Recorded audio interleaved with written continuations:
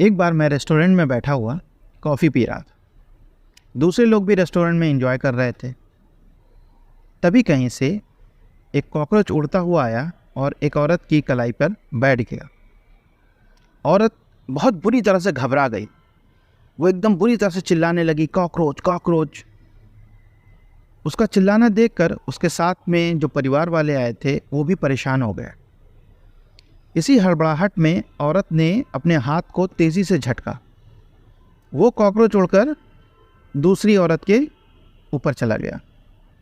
अब चिल्लाने की बारी उस दूसरी औरत की थी।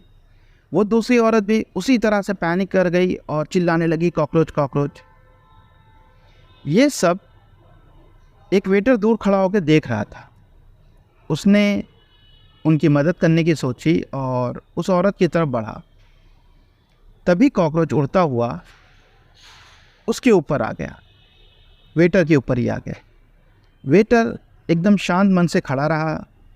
उसने बगल की डेस्क पर से नैपकिन उठाया, कॉकरोच को पकड़ा और ले जाकर रेस्टोरेंट के बाहर फेंक दिया।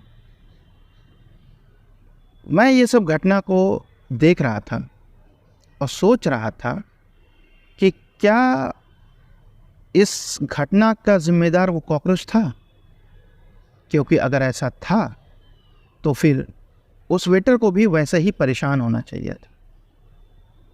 दरअसल ये उन औरतों की अक्षमता थी जो कॉकरोच के द्वारा पैदा की गई स्थिति को संभाल नहीं सकें।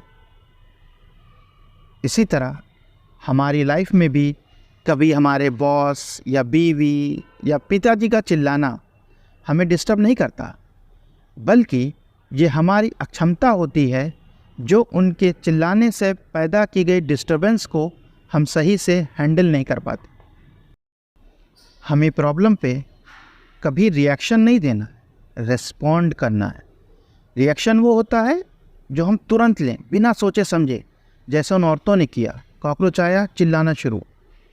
हमें प्रॉब्लम पे रिस्पॉन्ड करना है, जैसा उस वेटर ने किया। कॉकरोच आया, उसने सोचा समझा, फिर डिसीज़न लिया।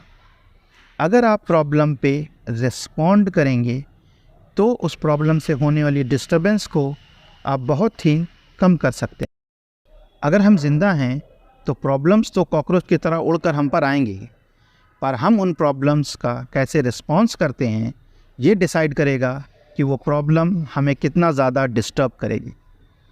तो अगर आपको मेरी ये कहानी पसंद आई हो तो इस चैनल को सब्सक्राइब और इस वीडियो को लाइक एंड शेयर ज़रूर कीजिएगा। Thank you.